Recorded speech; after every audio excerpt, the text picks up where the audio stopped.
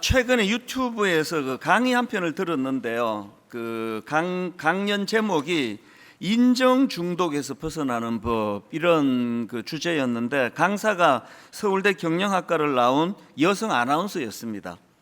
뭐 겉으로 보기에 이분 성공했네, 그 성공한 사람이다, 그런 평가를 받을 만한 경력을 가진 젊은 여성이지만, 그 강연을 듣다가 보니까요, 그 내면의 고뇌가 엄청 컸던 것을 금방 알 수가 있었습니다.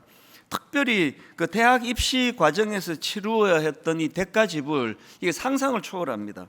예를 들면은 그 어린애가 입시 내내 그 침대를 사용하지 않고 잤다. 그 무슨 말인가 하면 그냥 책상에 엎드려 잤다는 뜻이에요.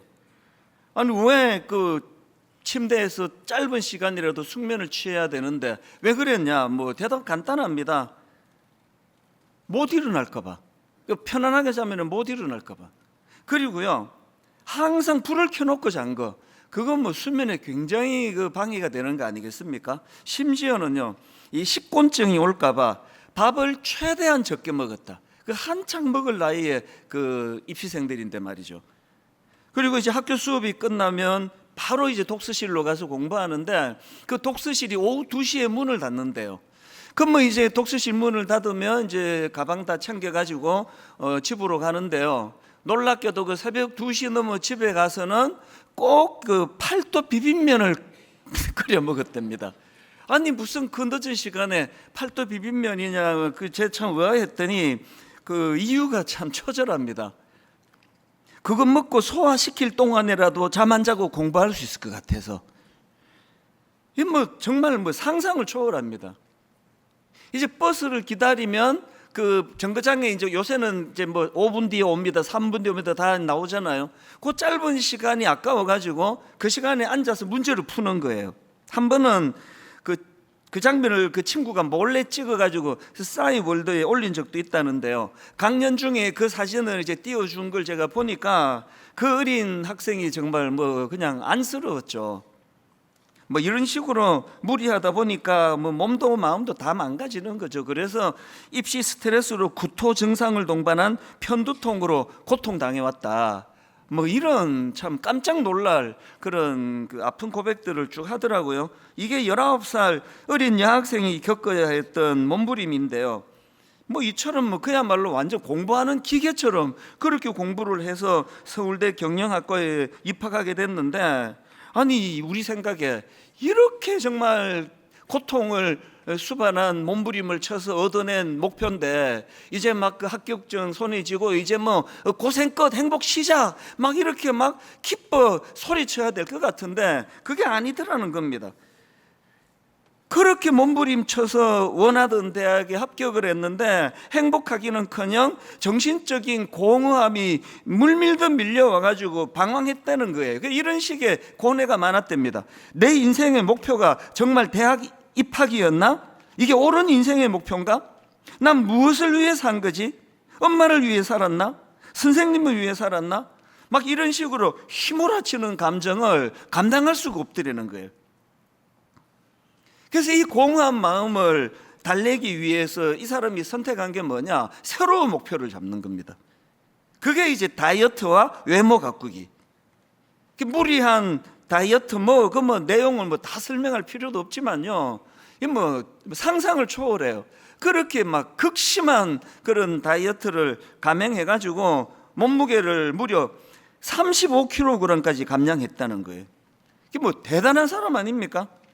이 사람은 목표를 한번 정하면 반드시 이루어내는 그런 사람인데요. 여기서도 또 문제가 생겨요. 겉으로 보기에는 새롭게 설정한 다이어트라는 목표를 성공적으로 이루고 35kg를 날씬하다 이렇게 표현하는 게 맞는지 모르겠는데요. 그 몸을 가지고 이제 대학 생활을 이제 몸도 마음도 내 꿈을 다 이루었다 그래야 될 것 같은데, 기쁘기는커녕 심각한 부작용이 찾아왔는데요. 대학 생활을 시작한 지 반년도 지나지 않아가지고 폭식증이 찾아왔다는 겁니다. 무리하게 다이어트를 하면 당연히 이런 거 찾아오잖아요. 그래서 이제 이 여학생이 한번 폭식하면은 도넛 2박스를 앉은 자리에서 다 먹었대요. 이게 뭐 어떻게 된 거냐고요. 그 이제 뭐 엄마가 당연히 이제 그 못하게 하고 야단치고 그러셨겠죠. 그러니까요, 엄마가 폭식을 못하게 하시니까 그 방 옷장 안에 돈 넣어서 숨겨놓고 먹었대요. 그 숨겨놓고는 이제 몰래 꺼내 먹고, 그러다가 어느 날 한 번은 옷장 안에 그 돈 넣어서 숨겨놓고 몰래 꺼내 먹다가 막 갑자기 서러워서 막 엉엉 울었다는 겁니다. 그리고 바로 이제 그 가방 챙겨가지고 카페로 가서 엄마한테 장문의 편지를 쓴 거예요. 내용을 좀 읽어드릴게요. 엄마가 요즘 나한테 그만 먹고 살 좀 빼라고 잔소리 하시는 이유가 내 건강이 걱정되어서 그러신다는 것을 알아요. 그런데 내가 이렇게 계속 많이 먹는 이유는 제가 식탐을 조절하지 못해서가 아니라 마음이 공허하고 불안정해서 그런 것 같으니까 이 시기를 조금만 기다려 주세요. 조금만 인내심을 가지고 잔소리하지 말고 지켜봐 주세요. 여러분, 그 편지를 받은 그 엄마의 마음이 어땠겠냐고요. 아니, 그렇게 정말 뭐 막 살인적인 그런 몸부림으로 겨우 이제 대학교 합격증을 받은 딸이 막 행복하고 기뻐 춤을 춰야 되는데 너무나 그 내면에 마음이 공허하고 불안정해서 자기가 이 폭식증에 걸렸다고 고백하는 그 편지를 읽으면서 그 어머니 마음이 어땠겠냐고요. 저는 이 젊은 여성의 고백을 들으면서 마음이 아팠습니다. 중고등학교 시절에는 좋은 대학 가기 위해 모든 걸 다 거기 쏟아부었고, 대학에 가서는 좋은 외모를 갖기 위해 그렇게 또 쏟아부었고, 대학 졸업하고는 이제 아나운서라고 하는 좋은 직장을 갖기 위하여 정말 모든 걸 다 쏟아부었고, 그걸 이루어냈는데, 다 이루어냈는데, 그런데 그게 자기를 행복하게 만들기는커녕 이렇게 공허하고 불안정한 그런 내면 때문에 눈물 짓는 삶을 산다는 게 이게 얼마나 가슴 아픈 일이냐고요. 이게 왜 심각한 문제입니까? 이게 무슨 뭐 대학교 합격을 하면 합격해서 공허하고, 불합격하면 불합격해서 또 그 내면이 힘들고 아프고, 이게 지금 오늘 우리 사회의 모습 아닙니까? 이게 현실적으로. 저는 이 젊은 여성의 강연을 듣다가 오래전에 나온 책 제목 하나가 불쑥 떠올랐는데요. 제목이 이렇습니다. 기적을 이룬 나라, 기쁨을 이룬 나라. 이 책의 저자는 영국 사람이에요. 영국 이코노미스트 한국 특파원으로 일했고요. 그 이전서부터 한국에서 오래 살아서 뭐 우리나라를 너무나 잘 아는 사람이에요. 이 우리나라를 살아봐서 너무나 잘 아는 이 영국 사람이 우리나라를 딱 한마디로 규정 지은 게 책 제목 아닙니까? 기적을 이룬 나라, 기쁨을 이룬 나라. 너무 정확해서 마음이 더 아파요. 기적을 이룬 나라, 한강의 기적. 그런데 기쁨을 이룬 나라. 그 외국인인 이분이 우리나라를 딱 한마디로 평가하기를 행복 없는 성공, 뭐 이렇게 평가를 했다는 겁니다. 이 외국인이 평가하는 대한민국은요, 세계에서 가장 경쟁적인 사회라는 거죠. 그 꽃들에게 희망을, 이런 그 그림 동화책 다 아시죠? 그 그림책에 나오는 줄무늬 애벌레, 그 줄무늬 애벌레가 목표로 했던 거대한 벌레 기둥, 저 그림 지금도 기억이 나요. 많은 애벌레들이 이제 저 정상을 향하여 경쟁하고 서로 이제 밟고 떠밀고 채이고 미워하고 그러면서 저 정상에 올라가야 된다고 막 그 이제 그림으로 그 애벌레들이 기둥을 향해 올라가는데, 맨 꼭대기에 다 밟고 딛고 물리치고 그렇게 올라간 애벌레가 그 기둥 꼭대기에서 절규하며 한마디로 외치는 게 이거예요. 꼭대기엔 아무것도 없다. 꼭대기엔 아무것도 없고 그건 아무것도 아니야. 그리고 떨어지는 거죠. 그러면 그 밑에 올라가던 이 애벌레가 자기를 누르던 경쟁자가 떨어지니까 막 너무 행복하겠죠. 그래서 또 올라가고 또 외치고 떨어지고 또 올라가고 또 외치고 떨어지고. 뭘 외쳤다 그러죠? 아무것도 없다. 다 외치고 떨어지는데 계속 올라가려고 몸부림치는 거 아닙니까? 이 젊은 아나운서가 그 강연을 통해서 그 처절한 자기, 그래서 이 이야기를 좀 듣고 한국 사회가 좋아질 것 같습니까? 이 강의를 들은 많은 분들이 들었더라고요. 이 강의를 들은 엄마 아빠가 그래서 자녀를 향한 목표를 바꾸겠습니까? 절대 바꿀 수가 없습니다. 왜? 거대한 이 구조가 이 애벌레가 올라가는 이 구조의 기둥을 어떻게 할 수가 없기 때문이거든요. 이게 오늘 우리 시대의 모습이라고 한다면 여러분, 뭔가 우리가 고뇌하면서 이 삶의 목표를, 그리고 자녀들에게 우리가 가르쳐줘야 될 그 삶의 목표와 방향을 좀 고뇌해야 된다는 거예요. 수정해야 되는 거죠. 어떻게 하면은 이 기적을 이룬 나라, 하지만 기쁨을 이룬 나라에서 이 행복 없는 성공이라는 이 목표를 부추기는, 그 행복 없는 성공이니까 성공해도 문제고 성공 안 해도 문제고, 이게 딱 오늘 우리의 현실 아니냐고요. 그래서 우리가 어떻게 하면은 좀 새로운 목표를 우리가 추구할 수 있을까? 제가 그래서요, 오늘 이 본문 시편 131편을 짧은 세 구절에 이 말씀을 프린트를 해가지고 여러분 내내 갖고 다니면서 묵상을 했습니다. 왜? 여기에 하나님이 제시하시는 대안이 있기 때문이에요. 본문 2절 한번 보십시오. 시편 131편 2절. 실로 내가 내 영혼으로 고요하고 평온하게 하기를 젖된 아이가 그의 어머니 품에 있음 같게 하였나니 내 영혼이 젖된 아이와 같도다. 이 말씀이 중요한 이유는요, 여러분, 우리가 가져야 될 이 새로운 목표는 눈에 보이는 가시적인 성공, 이게 절대로 우리를 행복하게 만들지 못한다고 그 젊은 아나운서가 자기 인생을 다 오픈하면서 이야기를 하는 거 아닙니까? 그래서 여러분, 이 눈에 보이는 가시적인 성공, 이걸 목표로 삼는 이 시대에서 예수 믿는 우리는 목표가 바뀌어야 되는 거죠. 그런 성공적인 삶을 목말라 하는 것이 아니라 하나님 주시는 마음의 평안, 그 젖된 아기가 엄마 품에 안겼을 때 누리는 그 고요와 평안, 이걸 우리의 목표로 삼아야 되는 거 아니냐. 제가 이런 생각을 하면서 여러분 내내 제가 이 프린트로 이 본문을 제가 묵상을 하면서 왔는데요, 이 시편 131편의 그 흐름을 보면은요, 제가 앞에서 언급해드린 여성 아나운서의 강연의 흐름하고 너무 똑같아요. 그 여성 아나운서가 그 강연 앞부분에서 자기가 인정 욕구라는 병든 마음이 가져다준 잘못된 목표로 인해 고통당했던 그 내용을 쭉 열거를 하는 거거든요. 그걸 쭉 열거하고 이제 강의 후반부로 가서는 이제는 나는 이제 이렇게 살지 않을 겁니다, 이거예요. 나는 이제 이렇게 사람 눈치 보고 인정 욕구에 목마른 이런 삶을 나는 살지 않겠습니다, 이런 구조인데요, 오늘 시편 131편이 딱 그 구조입니다. 그 흐름을 한번 보십시오. 먼저 1절을 이렇게 시작합니다. 여호와여, 내 마음이 교만하지 아니하고 내 눈이 오만하지 아니하오며 내가 큰 일과 감당하지 못할 놀라운 일을 하려고 힘쓰지 아니하나이다. 여기 보면요, 아니하고 아니하오며 아니하나이다, 이렇게 세 번에 걸친 부정하는 표현을 사용하고는, 그리고는 이제 2절이 이제 말하고 싶은 핵심 아닙니까? 실로 내가 내 영혼으로 고요하고 평온하게 하기를 젖된 아이가 그의 어머니 품에 있음 같게 하였나니 내 영혼이 젖된 아이와 같도다. 새로운 목표가 생긴 거죠. 그 김정훈 목사님이 쓴 시편 렉시오 디비나라는 책에 보니까 이 부분을 이렇게 설명하더라고요. 한번 들어보세요.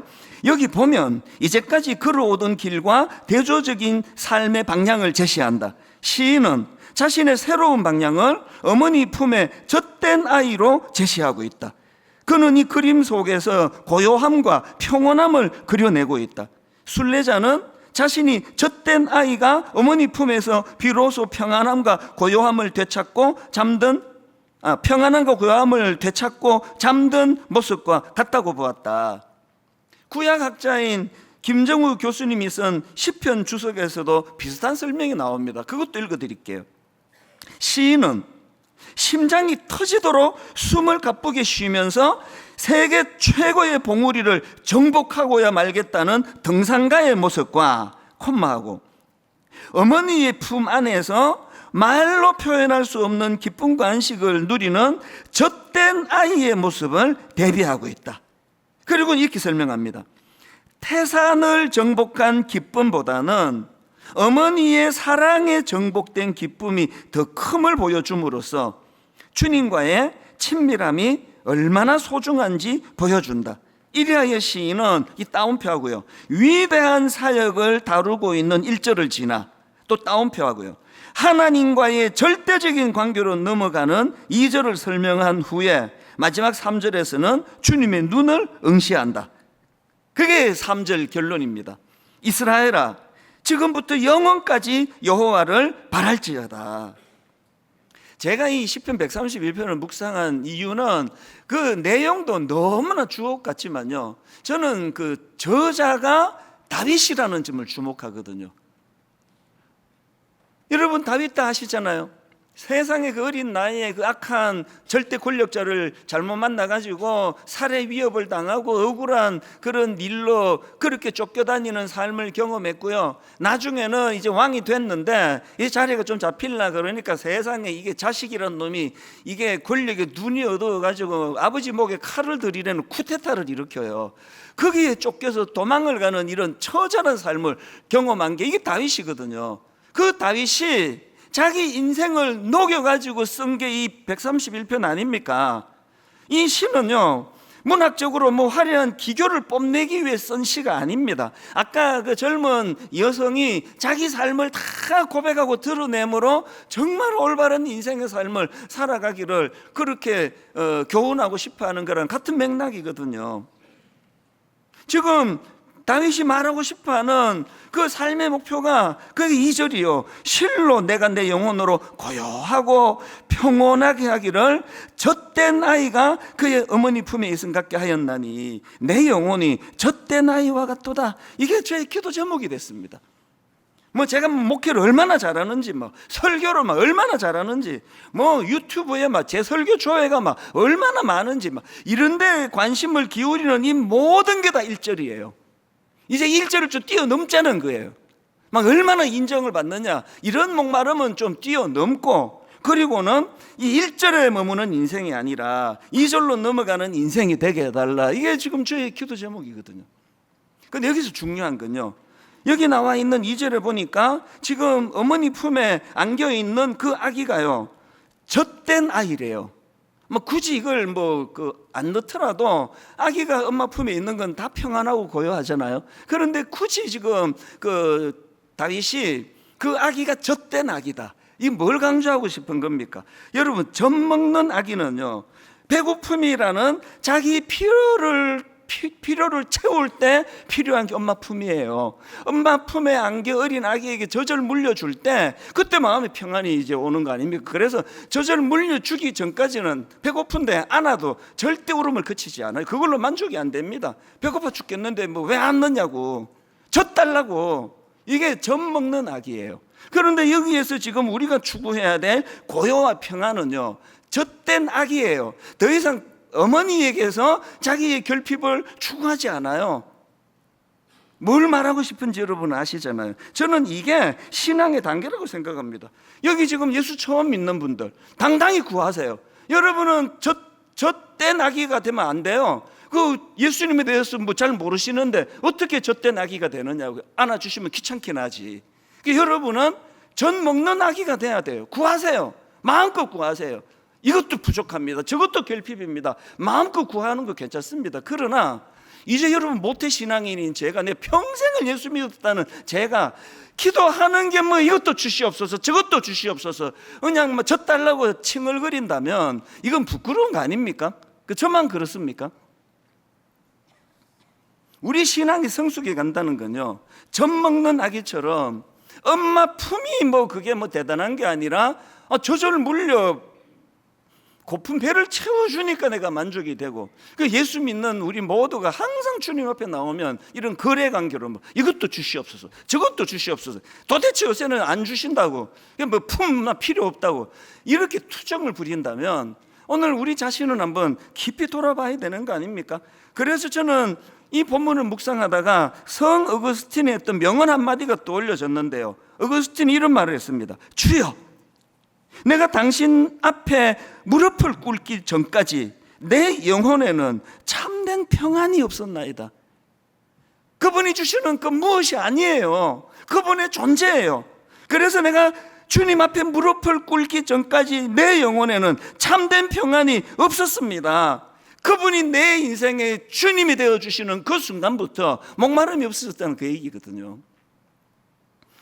여러분, 시편 16편 8절이요. 내가 여호와를 항상 내 앞에 모시며 그랬더니 그가 나의 오른쪽에 계심으로 내가 흔들리지 아니하느니라. 여러분, 그 배고픈 거하고 흔들리는 건 다른 내용이잖아요. 내가 뭐 어떤 결핍을 경험하는 거, 뭐 회사가 잘 안 되는 거, 뭐 이런저런 뭐 이런 머리가 아픈 여러 가지 일이 많은 거하고 존재가 흔들리는 거하고는 다른 이야기 아닙니까? 로마서 15장 13절, 소망의 하나님이 모든 기쁨과 평강을 믿음 안에서 너희에게 충만하게 하사 성령의 능력으로 소망이 넘치게 하시기를 원하노라. 이 전부 다 저때 나이와 같은 성숙한 사람들이 할 수 있는 노래 아닙니까? 그래서 여러분, 이 시편 131편의 결론을 잊으시면 안 됩니다. 3절 다시 보십시오. 이스라엘아, 지금부터 영원까지 여호와를 바랄지어다. 그분이 주시는 떡을 바라는 게 아니에요. 그분의 존재를 바라는 거죠. 이게 저때 나이예요. 자, 이제 좀 더 구체적으로, 이제 우리 내면이 이제 그런 막 인정 욕구, 뭐 가시적인 거, 무슨 서울대, 무슨 유명한 어떤 그 뭐 취직하고 이런 것들을 우리가 완전히 벗어날 수 없지만, 어떤 상황이든지 간에 내 영혼은 고요하고 평안한 상태, 이걸 나는 빼앗기지 않겠다. 이런 목표를 우리가 갖자는 거예요. 그러기 위해서 우리가 먼저 실천해야 될 몇 가지 사항이 본문에 나오는데요. 이걸 한번 살펴보자고요. 자, 잃어버린 평안을 되찾기 위해서 우리가 해야 될 실천이 몇 가지가 있는데, 제일 먼저 그게 뭐냐? 한계 걷기예요. 한계 걷기. 이 자신의 한계를 인정하자는 겁니다. 자, 시편 131편 1절 후반절 한번 보십시오. 내가 큰 일과 감당하지 못할 놀라운 일을 하려고 힘쓰지 아니하나이다. 이 한계 걷기예요. 내가 감당하지 못할 놀라운 일, 내가 힘써도 안 되는 일, 이 한계 걷기는요, 여기서 말하는 한계 걷기는 난 이 정도밖에 못해, 막 그런 어떤 자포자기하고 그런 차원의 한계 걷기가 아니에요. 자기 자신을 정확하게 아는 차원에서의 한계 걷기입니다. 저는요, 제 인생의 최대 숙제가 한계 걷기라는 생각을 하면서 살아왔습니다. 분당 우리 교회를 개척한 이유는 더했습니다. 제가 막 끝간데 없이 에너지가 많아가지고 막 엄청 저는 에너지가 많거든요. 어릴 때부터. 하여튼 막 엄청 부산하고 막 설치고 막 집에 가만히 있으면은 막 하다못해 서랍도 열었다다다다 이래야 되는 게 제 성격이에요. 이번 5주 동안에요, 휴가 1박 2일 했습니다. 누가 너무 좋은 그 집을 빌려주셔가지고 2박 3일로 가족이 갔다가 하루 자고 가족 회의를 통해서 뭐 하루 잤으면 됐다 그러고 이제 바로 철수. 밤에 다 집에 돌아왔어요. 그리고 아침에 출근하는데 막 너무 행복했습니다. 왜? 난 그게 저예요. 힘 안 들어요. 에너지가 좀 많은 사람이에요. 그래서 저는요, 내 평생의 숙제가 한계를 끊는 거예요. 절제. 사탄이 아담과 하와를 공격할 때 그 유혹의 초점이 뭐였는지 아시죠? 창세기 3장 5절. 너희가 그것을 먹는 날에는 너희 눈이 밝아져 하나님과 같이 되어, 너희 눈이 밝아져 하나님과 같이 되어 선악을 알 줄 아는 하나님이 선악을 알 줄 하나님이 아심이니라. 지금 공격의 초점이 뭐죠? 하나님과 너 사이의 한계를 지워라. 이게 딱 오늘 이 포스트 모더니즘이라고 하는 이 시대 아닙니까?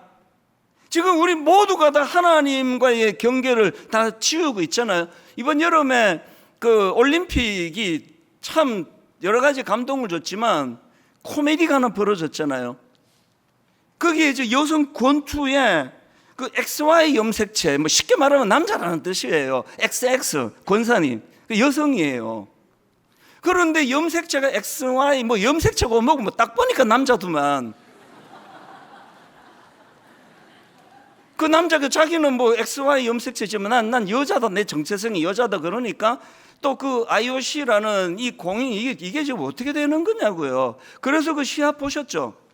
그 무슨 여자라고 주장하는 그 남자가 막 그 여성을 두들겨 패는데 1회 전에 한 방 때리니까 이 여성이 나가 자빠져 기권! 뭐 죽을 것 같아가지고 그걸 제재하지 않고, 그래서 뭐 뻔한 금메달을 땄다는 거 아닙니까? 그 두 나라에서 이런 그 두 남자가 그렇게 나와가지고 이제 금메달을 땄는데 내가 참 가관이다 싶은 게요. 그 나라들 모두가 다 할렐루야, 할렐루야는 아니고 뭐 그 두 나라가 다 환영한다. 뭐 남자가 이기면 어떻고 여자가 이기면 금메달 하나 땄는데 금메달. 이게 전부 다 가시적인 그 목표가 그런 거 아니냐고요.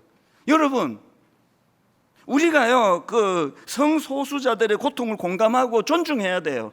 그 참 안쓰럽게 생각해야 돼요. 그 도와줘야 돼요. 이거 하고. 그러나 우리가 너 어떻게 해서든 다 도와줄게.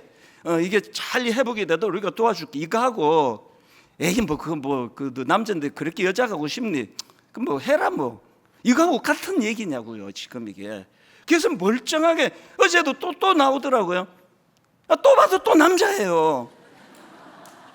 그 두 남자가 그 여자를 링에서 그렇게 두들겨 패는 거 괜찮은 겁니까? 이 전부 지금 이 시대가 지금 한계를 지워버린 거예요. 그래서 지금 수많은 우리 젊은이들이 지금 혼란에 빠져 있는 거 아니냐고요. 이런 시대일수록 여러분, 우리는요 하나님 앞에서 이제 그 로마서 12장 3절을 보십시오. 내게 주신 은혜로 말미암아 너희 각 사람에게 말하노니 마땅히 생각할 그 이상의 생각을 품지 말고요. 하나님과 우리 사이도 한계를 꺾고요. 그리고 저는 제 마음에 그 구호 같은 말씀이 야고보서 1장 14절 15절입니다. 오직 각 사람이 시험을 받는 것은 자기 욕심에 끌려 미혹됨이니 욕심이 잉태한 즉 죄를 낳고 죄가 장성한 즉 사망을 낳느니라. 저는 분당 우리 교회가 자기 분수를 잘 지키는 교회가 되기를 기도합니다. 저는 이 교회 담임 목사인 제가 제 분수를 잘 지키는 목사가 되기를 저는 원해요. 교회가 커진 게 뭐 제 존재가 커졌습니까? 그 까불고 설치고 다니지 않으려고 에너지는 많고 얼마나 노력하는지 아십니까? 뭐 한국 교회를 살리는 모임 근처도 안 가요. 한국 교회를 제가 어떻게 살립니까? 교회 하나도 못 살리는데 자기 분수를 지키는 거예요. 철저하게 하나님과 나 사이에 분수를 지키고요. 파도가 아무리 성이 나도요, 해운대 가보세요.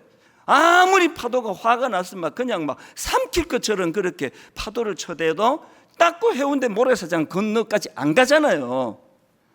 그게 한계 지키기예요. 부부간에 한계 지키셔야 돼요. 화나는 거 좋은데요, 말 한계 지키고 해야 되고 항상 이 한계 지키기예요. 마땅히 품어야 될 그 이상의 생각, 너무너무 지금 위험한 상황입니다. 이게 우리 안의 평안을 다 빼앗아 가버린다는 거죠. 그런가 하면 두 번째로 잃어버린 평안을 되찾기 위해 해야 될 실천이 하나 더 있는데요, 교만 잠재우기입니다. 교만. 자, 시편 131편 1절 다시 보십시오. 여호와여, 내 마음이 교만하지 아니하고 내 눈이 오만하지 아니하오며. 세 번 여깁니다. 주님, 이제 내가 교만한 마음을 버렸습니다. 오만한 길에서 돌아섰습니다. 여러분, 지금 다윗이요, 마음의 평온을 얻는 것이 자기 인생의 목표가 된다고 했을 때 그가 지금 제일 먼저 하나님 앞에 강조하고 있는 게 교만하지 않겠습니다예요. 교만하지 않겠습니다. 왜? 여러분이 교만이야말로 우리가 이 젖된 아기와 같은 그 엄마 품에 있는 그 아기와 같은 평안을 빼앗아가는 흉기예요. 흉기. 교만이 왜 위험합니까? 신명기 8장 14절이요. 내 마음이 교만하여, 내 마음이 교만하여. 그 다음 보세요. 너의 하나님 여호와를 잊어버릴까 염려하노라. 교만은 하나님과의 그 한계를 지워버리기 때문에, 아니 뭐 난 내 주먹을 믿어, 그 뭐 하나님 뭐 필요 없어, 난 내 주먹을 믿어, 이게 교만이 가져. 그게 내 마음의 평안을 다 빼앗아가는 거잖아요. 제가 물철학이라 그러잖아요. 내 마음의 평안을 지켜주는 게 그거예요. 하나님이 하라는 것까지만 하고 하지 말라는 거 안 하고 지금까지 그렇게 살려고 막 욕심이 나는데 참으면 좀 힘들긴 해요. 막 병도 나고 그래요. 막 하고 싶은데 참으니까. 뭐 건축부터 시작해가지고 뭐 율동공원 앞에 있는 저 다 지어놓은 그 예배당을 거의 뭐 재료비만 받고 가져가라는 그거를 막 참느라고 막 몸살을 막 아파 죽는 줄 알았습니다. 욕심 참아 보세요. 정말 아파요. 힘들어요. 그러나 참아야 돼요. 왜? 제가 창조주가 아니잖아요. 그분이 가라는 데까지 가고 서라는 데까지 서고, 뭐 좀 지쳐도 가라 그러면 또 일어나서 힘내야 돼요. 또 더 갈 수 있는데 하나님이 여기까지다 그러면 또 서야 돼요. 이 한계 꺾기. 그 한계 꺾기는 교만한 자에게는 일어나지 않습니다. 여러분 뭐 좀 성격이 좀 까칠한 거 그건 상대방이 배우자가 좀 불편하겠지만 그건 치명적이지 않아요. 저같이 욱하는 성격 고쳐야 되지만 그게 그렇게 치명적이라 생각하지 않아요. 그러나 제 안에 찾아온 이 교만, 이건 방치하시면 안 됩니다. 성경에 보면은요, 이 교만으로 망한 인물이 되게 많은데 그 중에 그 우시야 왕이 대표적인 케이스예요. 그 정치를 참 잘했거든요. 여러분 뭔가 좀 잘 나가면 이미 교만이 들어와 있는 겁니다. 그 정치를 잘하고 백성들에게 칭찬 듣고 하는 이게 그를 망하게 만들어 버린 거예요. 역대하 26장 16절을 보십시오. 그가 강성하여짐에, 일이 잘 풀렸다는 뜻이죠. 그가 강성하여짐에 그의 마음이 교만하여, 그가 강성하여짐에 그의 마음이 교만하여 악을 행하여요. 이게 인간의 굴레예요. 여러분 이 우시야 왕처럼 이렇게 잘 나가기가 이게 백에 하나 천에 하나 아니냐고요. 나머지 우리 같은 사람들은 항상 이렇게 안 돼가지고 성공에 목말라 그렇게 힘들고, 어쩌다가 천에 하나 만에 하나 이렇게 성공한 사람은 행복해야 될 거 아니냐고. 그런데 이런 사람들은 정치가들 한번 보세요. 경제인들을 보세요. 행복해 보이지가 않잖아요. 그 텔레비전 뉴스에 막 미친 듯이 싸우는 그 사람들 보니까 행복해 보입니까? 이 국회의원이 당선돼도 문제고 떨어져도 문제고, 그 출마를 안 하는 게 제일 좋은 거죠. 저같이 이 교만이라는 게요, 그가 강성하여짐에 그 마음에 교만하여 악을 행하여요. 이 교만한 게 왜 위험한가 하면요, 역대하 26장 5절입니다. 하나님의 묵시를 밝히 하는 스가랴가 사는 날에 하나님을 찾았고 그가 여호와를 찾을 동안에만 하나님이 형통하게 하셨더라. 언어에 더 가깝게 제가 의미를 풀어드린 거예요. 하나님의 묵시를 밝히 하는 스가랴가 사는 날에 하나님을 찾았고 그가 여호와를 찾을 동안에만 하나님이 형통하게 하셨다. 하나님이 형통이 끊어지니까 찾아온 거 불안밖에 더 있냐고요. 맨날 불안한 거죠. 어디로 가야 되나? 우왕좌왕하고 바람에 나는 겨. 여리를 갔다고 아니네. 또 저리를 갔다가 아니네. 그렇게 열심히 우왕좌왕 하는데 여름 내내 그렇게 잠 안 자고 설치했는데 보니까 제자리에 와 있네. 계속 바람에 나는 겨. 교만하면요, 하나님의 형통이 끊어지고, 하나님의 형통이 끊어지면 우리 내면에 인생이 우왕좌왕하게 되는 거죠. 그래서 이 1절 본문 1절 말씀, 여호와여 내 마음이 교만하지 아니하고 내 눈이 오만하지 아니하오며, 이거 구해야 되는 거죠. 마지막 세 번째로요, 이 잃어버린 평안을 되찾기 위한 실천이 하나 더 있는데요, 하나님에 대한 의존도를 높여야 됩니다. 하나님에 대한 의존도 높이. 이 3절입니다. 이스라엘아 지금부터 영원까지 여호와를 바랄지어다. 여기 나오는 여호와를 바랄지어다, 이걸 원어로 보면은 소망을 주님께 두어라 이거예요. 소망을 주님께 두어라. 내 인생은 내 거기 때문에 내 인생은 나의 이거, 내 인생은 나의 이거 이 노래 부르면서 이거 내 인생이 하는 사람 안에 항상 불안과 두려움이 있잖아요. 그래서 소망을 내 실력에다 두는 게 아니에요. 소망을 내 어떤 그 부지런함에다 두는 게 아니에요. 소망을 주님께 두는 거예요. 소망을. 그래서 여러분 제가 좋아하는 이 말씀 다 아시죠? 시편 147편 10절 11절 여호와는 말의 힘이 세다 하여 기뻐하지 아니하시며 사람의 다리가 억세다 하여 기뻐하지 아니하시고 여호와는 자기를 경외하는 자들과 그의 인자하심을 바라는 자들을 기뻐하시는도다. 하나님을 의존하는 거예요. 하나님, 저는 피조물입니다. 저는 이거 다 못합니다. 하나님은 창조주가 되십니다. 아버지, 내 인생에 개입하여 주시기 원합니다. 이게 하나님에 대한 의존도거든요. 제가 아는 어느 권사님이 암이 걸리셨어요. 최근에. 모든 분들이 다 암이 찾아오면은 다 당황하고 놀라겠지만 이분은요, 너무나 왕성하게 활동을 하셨던 분이기 때문에 그 충격이 더 컸겠죠. 너무 건강하시니까. 그리고는 또 그때 이제 의료 분쟁이 한참 극심할 때라 가지고 수술할 날짜도 잘 못 정하고 되게 헷갈렸는데요. 겨우겨우 이제 서울대 병원을 잘 이제 연결이 돼가지고 그렇게 이제 수술을 하게 됐는데요. 그 수술하기 전날이에요. 저한테 이런 문자가 왔습니다. 목사님, 수술을 앞두고 두려움 속에서도 평강의 마음을 허락하시는 은혜가 커서 주님께 감사 영광 올리는 아침입니다. 저는 지금 암 수술 앞두고 마음이 너무 평화로워서 그래서 문자 보냅니다. 이런 분 처음 봤습니다.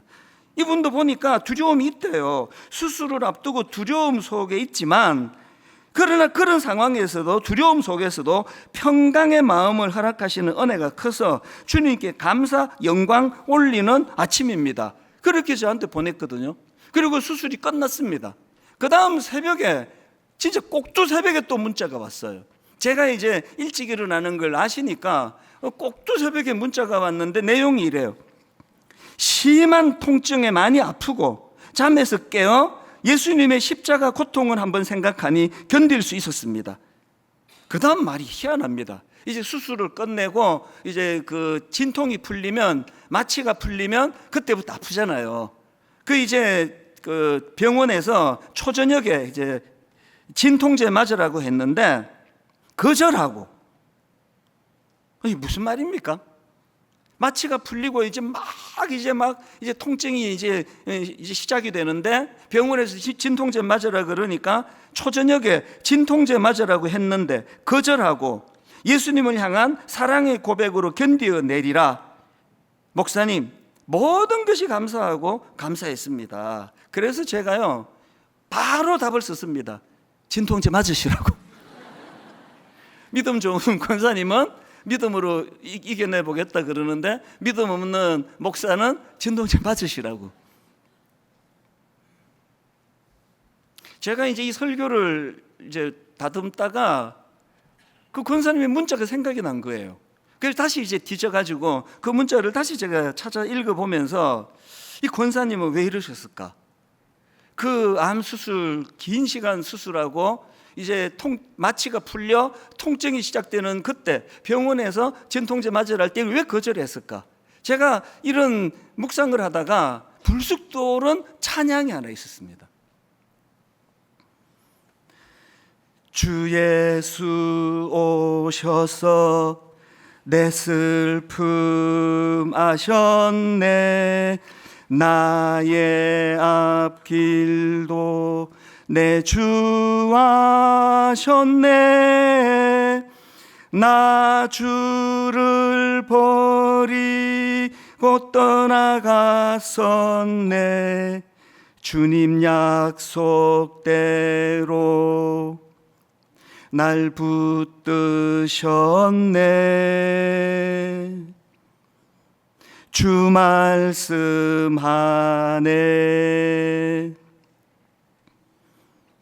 물가로 나오라. 내 곁에 서라. 내 목마른 것을 내가 채우리라.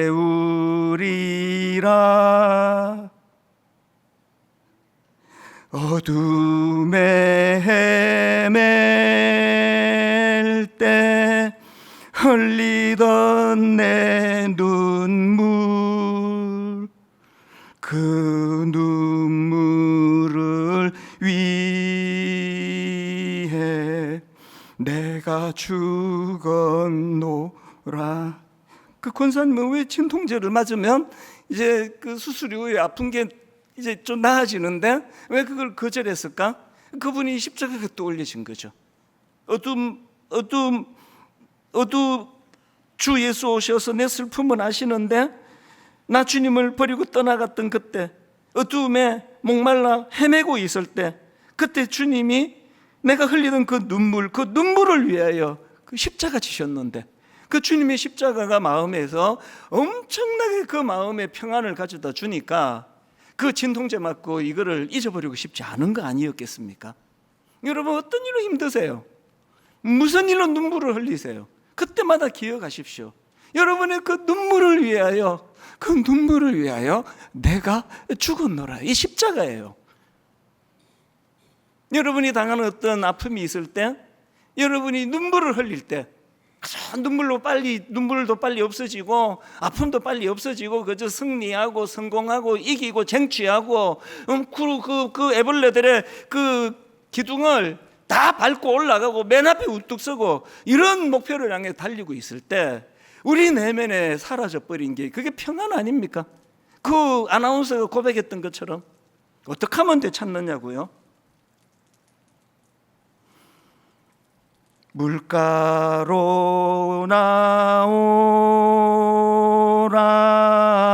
내 곁에 서라 내 목마른 것을 내가 채우리라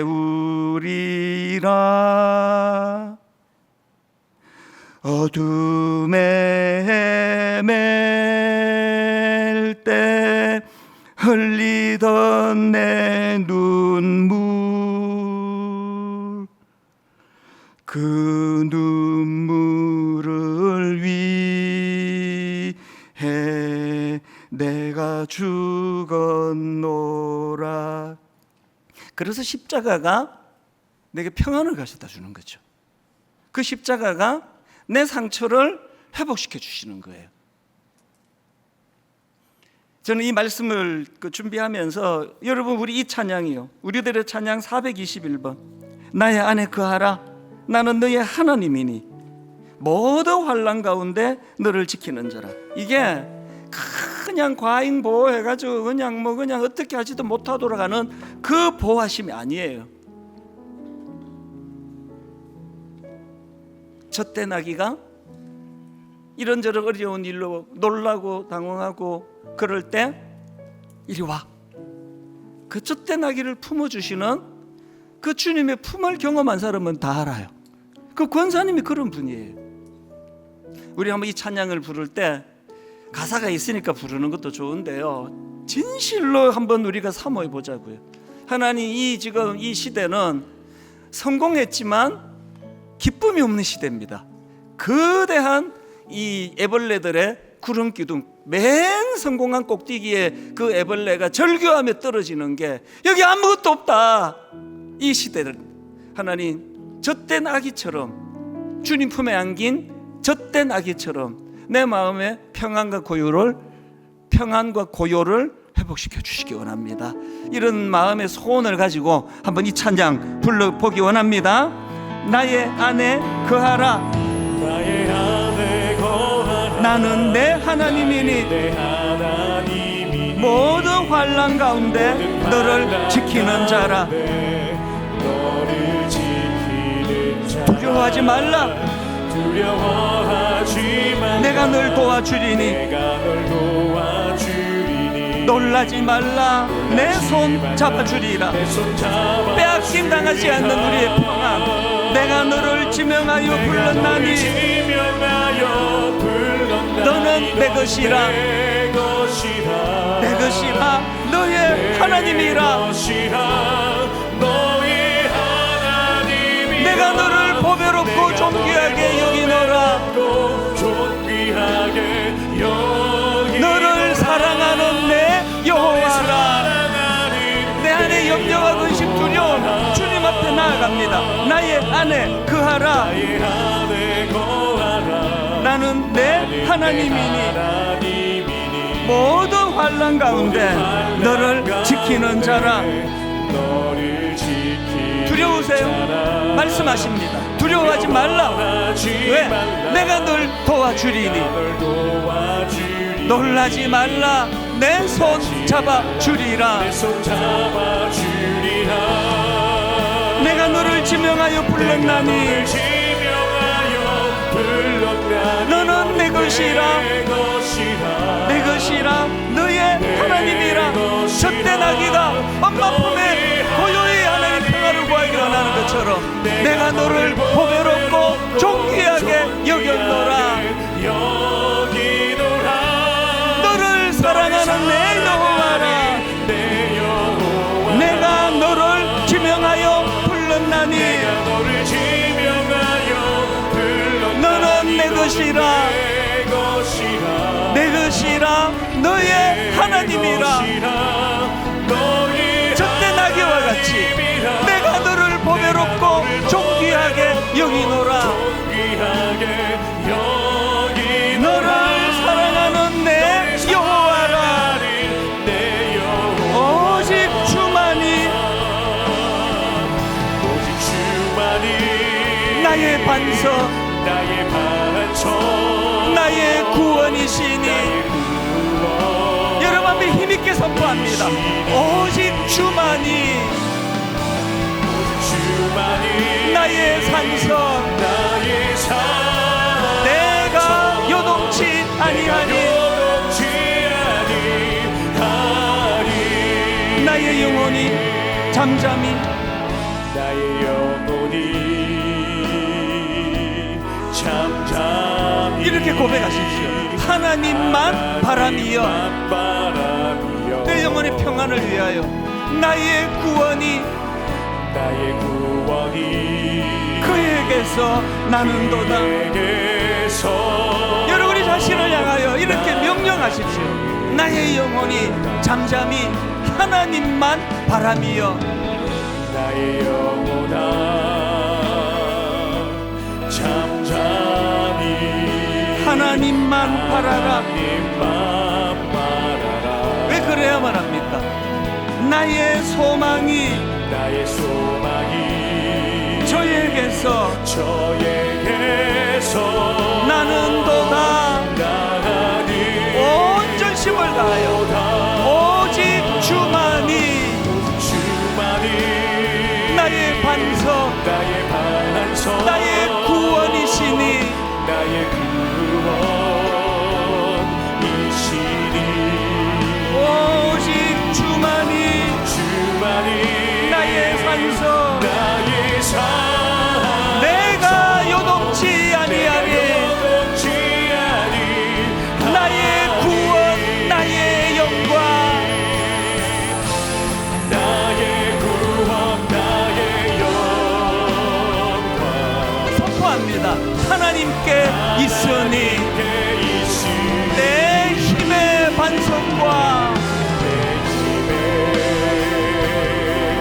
반석과 피난처 되시네. 피난처 되시네 오직 주만이 오직 주만이 나의 반석, 나의 반석 나의 구원이시니. 구원이시니 오직 주만이 나의 산성, 주만이 나의 산 내가 요동치 아니하리. 우리 마지막으로 한번 이렇게 선포합니다. 나의 구원, 나의 영광. 나의 구원 나의 영광 누구에게 있습니까? 하나님께 있으니 하나님께 있으니 내 힘의 반석과 반석과 피난처 되시네. 우리 다 자리에서 일어나셔서 우리 하나님을 마음껏 선포합니다. 오직 주만이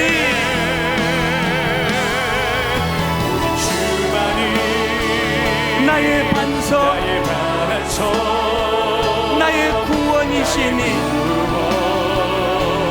구원이시니 오직 주만이 나의 산성. 주만이 나의 그래서 내 인생 내가 요동치 아니하리. 내가 요동치 아니하리. 내가 요동치 아니 내가 요동치 아니하리. 내가 요동치 아니하리. 여러분 같이 기도하셔야 됩니다. 기적을 이룬 나라, 그러나 기쁨을 이룬 나라, 행복 없는 성공. 우리는 어떻냐고요? 우리 가정은 어떻냐고요? 우리 자신은 어떻냐고요? 기적을 이루었는데 기쁨을 잃어버렸다면 다 잃은 거 아닙니까? 하나님이 거대한 애벌레 그 성공이라는 그 기둥을 향해 나아갔는데 다 밟고 딛고 꼭대기 올라갔는데 아무것도 없네. 그렇게 하고 떨어지는 것이 이 땅의 우리의 모습이라고 한다면, 하나님 이제는 내가 그런 가시적인 어떤 그 성취하고 이루어내는 것이 목표가 아니라 젖된 아기가 엄마 품에 고요함, 평안함, 아버지 이 평안을 허락해 주시기 원합니다. 우리 각자에게 주시는 말씀을 붙들고 우리 한 목소리로 통성으로 합심해서 같이 기도하시겠습니다. 살아계신 하나님 아버지, 오늘 예배 가운데 임재해 주시고 우리들의 예배 가운데 우리들의 작은 신음소리까지 듣고 계시는 아버지 하나님을 신뢰합니다. 오늘 우리가 하나님 아버지 앞에 기도할 때에 오직 주님만이 우리가 절대로 넘어가지 않을 인생이 되도록 인도하시는 분이심을 입술로 믿고 고백하오니 우리를 하나님 그들로 인도하여 주시기를 원합니다. 살아계신 하나님, 저때 나기가 엄마 품에 안고 주시고 평안 받고요. 우리에게 이것이 필요합니다. 우리의 나라의 땅과 두려움과 염려와 근심과 우리 안에 있는 분노와 우리 안에 아직 통제할 수 없는 우리의 아버지의 안에 있는 평화와 혼란하게 하여 주시옵소서. 아버지, 저때 나기가 엄마 품에 안겨 있을 때그 모든 문제를 잘 해결해 주시옵소서. 주님, 우리를 그렇게 인도하여 주시옵소서. 주님을 찾아오고 오직 주님 주시는 그 놀라운 은혜를 마음에 담고 주님이 주시는 그 무엇이 내게 은혜가 되는 것도 있지만 오 하나님, 주님의 존재가 내 인생에 목표가 되도록 인도하여 주시옵소서. 주님의 진정한 은혜를 주시옵소서. 예수의 자로서 세상에서 무너진 자를 나아가시는 우리의 삶이 될 수 있도록 주여 역사하여 주시옵소서.